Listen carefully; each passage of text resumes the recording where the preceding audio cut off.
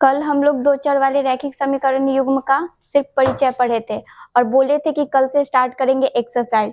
तो आज से हम लोग स्टार्ट करेंगे दो चर वाले रैखिक समीकरण युग्म का एक्सरसाइज। पहला जो एक्सरसाइज प्रश्नावली 3.1 है। प्रश्नावली 3.1 में पहला क्वेश्चन क्या बोल रहा है?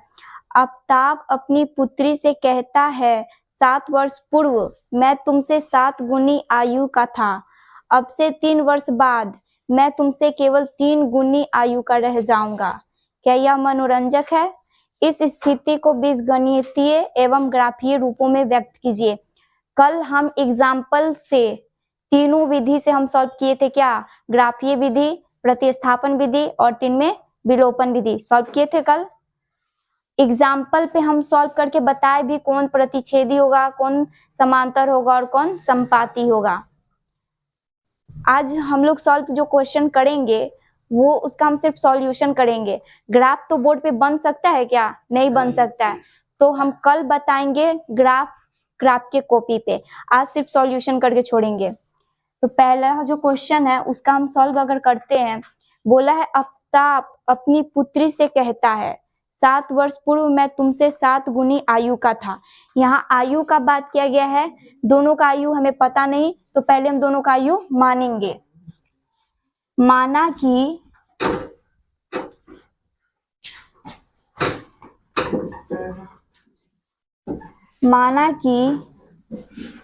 आफ्ताब की आयु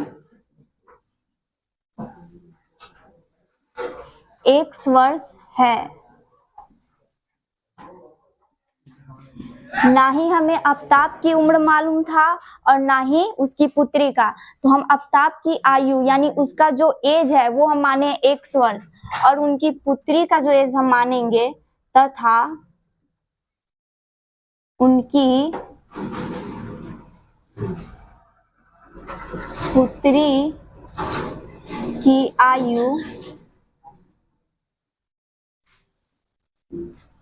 y वर्ष है। y वर्ष है। आफ्ताब का हम आयु माने x और उसकी पुत्री का माने हैं y। बोला है क्वेश्चन में क्या कि आफ्ताब अपनी पुत्री से कहता है, मतलब बात करते हुए कहता है कि मैं तुमसे 7 वर्ष पूर्व मैं तुमसे 7 गुनी आयु का था। 7 वर्ष पूर्व मैं तुमसे 7 गुनी आयु का था। जो आफ्ताब का उम्र है क्या है? x। 7 वर्ष पूर्व अगर हम बोलते हैं किसी को कि तुम्हारा अभी जो एज है वो 15 साल का है, ठीक, या फिर मानते हैं 20 साल का है। अभी जो तुम्हारा एज है कितना साल का है? 20 साल का। और अगर हम बोलते हैं कि 7 वर्ष पहले तुम्हारा एज कितना होगा, तो कितना होगा? 20 में से 7 को क्या करेंगे? हटा देंगे, तो 13 साल का होगा। अभी 20 साल का है तो 7 वर्ष पहले कितना था? 13। तो वही बोला गया है क्वेश्चन में कि 7 वर्ष पूर्व मैं तुमसे 7 गुनी आयु का था। 7 वर्ष पूर्व जो आफ्ताब का आयु है उससे 7 वर्ष पूर्व, तुम 20 में से क्या किए? 7 घटाए हो। हम आफ्ताब का आयु माने हैं, क्या माने? x माने, तो x में से घटाएंगे 7। अब हम उसकी पुत्री का आयु क्या माने हैं? y माने हैं, इसको भी 7 वर्ष क्या करेंगे? घटाएंगे। और बोला है कि मैं तुमसे 7 गुनी आयु का था, मतलब जो आफ्ताब का उम्र है उससे उनकी पुत्री का आयु क्या था? 7 गुनी था। तो हम इस क्या करेंगे? 7 से इसको गुना करेंगे। अब समीकरण को हल करते हैं। x माइनस 7 बराबर 7 से y में भी गुना करेंगे, 7 से माइनस 7 में भी गुना करेंगे। 7 से y में गुना करेंगे तो 7y माइनस 7 से 7 में गुना करेंगे 49। चर वाले को एक साथ और अचर वाले को एक साथ, यानी कि सजातीय पद में लिखना है, तो हम सजातीय पद में लिखते हैं। ये माइनस में 7y है बराबर के इधर आएगा तो प्लस में 7y है बराबर के इधर आएगा तो माइनस में 7y बराबर माइनस 49। माइनस में 7 है बराबर के उधर जाएगा तो प्लस में 7। x माइनस 7y बराबर, माइनस प्लस क्या होता है माइनस, 49 में से 7 जाएगा तो 42 माइनस में होगा। ये हुआ समीकरण 1। पुनः क्या बोला है, दोबारा भी इस क्वेश्चन में बोला गया है, पुनः क्या बोला गया है, 3 वर्ष बाद मैं तुमसे केवल 3 गुनी आयु का रह जाऊंगा। हम 20 वर्ष तुम लोगों का माने थे, तो पूर्व में हम उसको क्या किए, घटा दिए। अब बोला है कि 3 वर्ष बाद, अगर अभी 20 साल के हो तुम लोग, तो बाद में हम लोग क्या करेंगे, ऐड करेंगे। अभी 20 साल के हो तो हम बोलेंगे 3 साल बाद तुम कितना साल के हो जाओगे, 23 साल के हो जाओगे। अब तक का हम माने हैं एक साल माने हैं, यानी x आयु माने हैं, ये हो जाएगा 3 प्लस में। फिर उसके बाद उसकी पुत्री का आयु क्या माने हैं, y, ये हो जाएगा प्लस में। कितना गुनी का हो जाता है, 3 गुनी का, 3 गुनी का हो गया, ये बराबर में। अब सॉल्व करेंगे, x प्लस 3 बराबर 3 से y में भी गुना करेंगे और 3 से 3 में, 3 से y में गुना करेंगे 3y प्लस 3 से 3 में गुना करेंगे तो 9। चर वाले एक साथ और अचर वाले एक साथ, x प्लस में 3y है बराबर के इधर आएगा तो माइनस 3y, 9 है, ये प्लस में 3 है बराबर को उधर जाएगा तो माइनस 3, x माइनस 3y बराबर 9 में से 3 जाएगा तो 6। ये समीकरण हो गया दूसरा। पहला समीकरण निकला, दूसरा समीकरण निकला। कल हम एग्जाम्पल में भी कितना समीकरण लिए थे, 2 समीकरण लिए थे और दोनों को 3 विधि से हल किए थे। ये पहला समीकरण है, ये दूसरा समीकरण है। इसको हल करना है किस पे, ग्राफ पे। ग्राफ तो बोर्ड है नहीं कि हम ग्राफ पे इस पे सॉल्व कर दे, ग्राफ का एक अलग कॉपी आता है। तो कल जो हम वीडियो बनाएंगे ना, तो उसमें ग्राफ पे समझा देंगे। आज हम सिर्फ क्या करेंगे, समीकरण निकाल देंगे। समीकरण कॉपी में नोट कर लेना, यही समीकरण हम डायरेक्टली लिख करके सॉल्व करेंगे ग्राफ के बुक पे। पहला हो गया सर, सबको समझ में आया?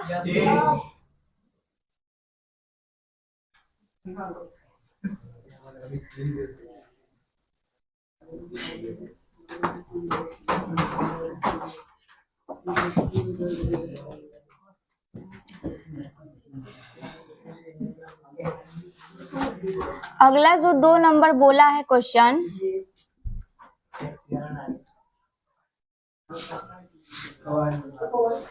क्रिकेट टीम के एक कोच ने 3,900 रुपये में 3 बल्ले तथा 6 गेंद खरीदे।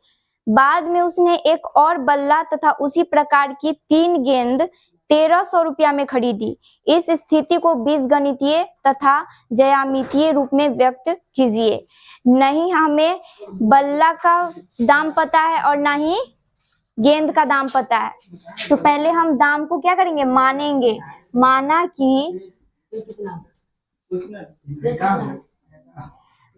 कि बल्ला का दाम x रुपया है तथा गेंद का दाम क्या है, y रुपया है, y रुपया है। तो प्रश्न से, अब प्रश्न क्या कहा है, प्रश्न से प्रश्न क्या कहा है, 3 बल्ला और 6 गेंद कितना रुपया में खरीदा है, 3,900 में। अगर तुमको हम बोल रहे कि आज तुम मार्केट से सेब खरीदो और अंगूर खरीदो, मान लो कि सेब 50 का लिए, अंगूर 50 का लिए, तो हम पूछेंगे कि सेब और अंगूर तुम कितना में खरीदा, तो क्या बोलोगे, 100 में। तो ये जो गेंद है और बॉल है, 3 बल्ला खरीदा है और 6 गेंद खरीदा है, कितना में, 3,900 में। तो प्रश्न से बल्ला का दाम हम क्या माने हैं, x, और इसमें कितना बल्ला दिया है, 3 से x में गुना करेंगे तो 3x, हम दोनों का दाम जोड़ करके लिखेंगे तब तो 3900 होगा, है ना। और जो अगला है 6 गेंद खरीदा है और हम गेंद का दाम क्या माने हैं y, 6 से y में गुना करेंगे तो 6y। दोनों को जोड़ करके जो हम गेंद और बल्ला खरीदे हैं वो 3900 में खरीदे हैं। कितना में? 3900 में। ये 3 है, ये 6 है और ये 3900 है। इसमें ये तीनों जो है किससे भाग लग जाने वाला है? 3 से। दोनों तरफ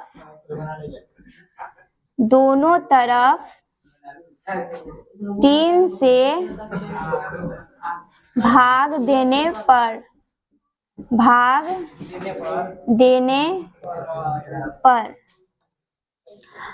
3 से अगर भाग देते 3x में, भाग का मतलब क्या होता है? बट्टा। 3 से 3 कट जाएगा, बच क्या जाएगा? x हो गया। प्लस अगर 6y से भाग देते हैं 3 में, 3 से 6 कितना बार में कटेगा? 2। क्या आ गया? 2y बराबर। अगर 3900 से भाग देते हैं 3 में तो कटेगा 3 कम 3, 3 तिहाई 9 और डबल 0, 1300। ये कट गया। ये हुआ समीकरण 1। पुनः दोबारा में क्या बोला है, अब वो पढ़ते हैं। दोबारा में बोला है कि बाद में उसने एक और बल्ला तथा उसी प्रकार की 3 गेंद खरीदी। कितना रुपया में? 1300 में। एक बल्ला खरीदा। बल्ला का हम दाम क्या माने हैं? x। कितना बल्ला खरीदा है? एक से x में गुना करेंगे तो, अगर एक से x में गुना करते हैं तो x भी हो सकता है और एक x भी हो सकता है। आगे एक लिखे या ना लिखे कोई फर्क नहीं पड़ता है। तो एक बल्ला प्लस दोनों को जोड़ करके हुआ 1300 रुपया। और कितना गेंद खरीदा है? 3 गेंद। 3 गेंद का हम दाम क्या माने हैं? y। दोनों को जोड़ करके हम खरीदे कितना 100 में? 1300 में। ये हुआ समीकरण दूसरा। समीकरण ये पहला निकल गया x प्लस 2y बराबर 1300। समीकरण दूसरा निकला है x प्लस 3y बराबर 1300। इसको सॉल्व करना है लेकिन ग्राफ के कॉपी पे। ये ग्राफ का कॉपी नहीं बोर्ड है, तो कल सॉल्व करेंगे किस पे? कॉपी पे। समीकरण फिर से हम बोल रहे हैं क्या? कॉपी में नोट कर लो। हम ये पूरा नहीं बताएंगे, डायरेक्टली समीकरण लिखकर समीकरण लिखेंगे और सॉल्व करेंगे। ठीक,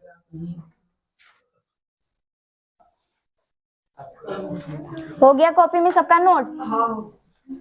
अब जो अगला क्वेश्चन है 3 नंबर,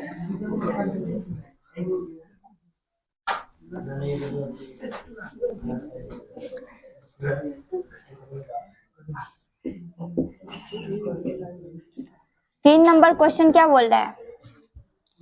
3 नंबर क्वेश्चन बोल रहा है 2 केजी सेब और 1 केजी अंगूर का मूल्य किसी दिन 160 रुपया था।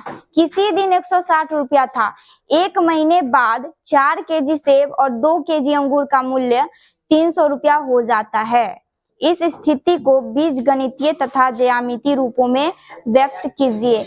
ना ही हमको दाम पता है सेब का और ना ही अंगूर का। पहले दोनों का दाम क्या करेंगे? मानेंगे, जैसे पहले वाला क्वेश्चन में किए थे।